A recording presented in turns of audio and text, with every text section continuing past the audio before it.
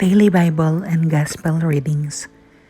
A reading from the book of the Acts of the Apostles, chapter 16, verses 22 to 34. The crowd in Philippi joined in the attack on Paul and Silas, and the magistrates had them stripped and ordered them to be beaten with rods. After inflicting many blows on them, they threw them into prison and instructed the jailer to guard them securely. When he received these instructions, he put them in the innermost cell and secured their feet to a stake.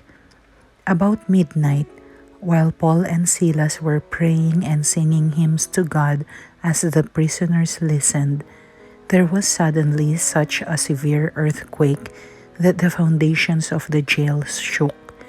All the doors flew open, and the chains of all were pulled loose. When the jailer woke up and saw the prison doors wide open, he drew his sword and was about to kill himself, thinking that the prisoners had escaped. But Paul shouted out in a loud voice, "Do no harm to yourself, we are all here." He asked for a light and rushed in, and, trembling with fear, he fell down before Paul and Silas. Then he brought them out and said, "Sirs, what must I do to be saved?" And they said, "Believe in the Lord Jesus, and you and your household will be saved." So they spoke the word of the Lord to him and to everyone in his house. He took them in at that hour of the night and bathed their wounds. Then he and all his family were baptized at once. He brought them up into his house and provided a meal, and with his household rejoiced at having come to faith in God.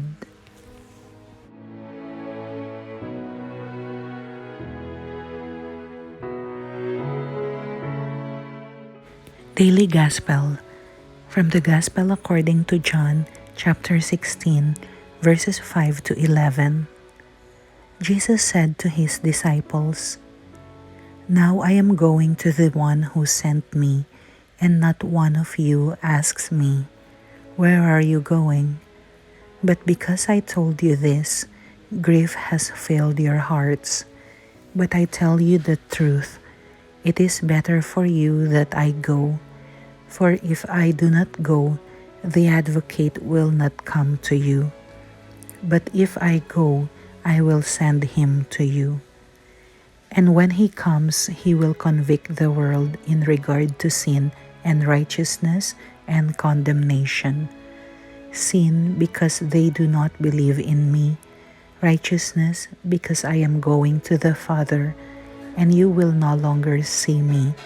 Condemnation, because the ruler of this world has been condemned.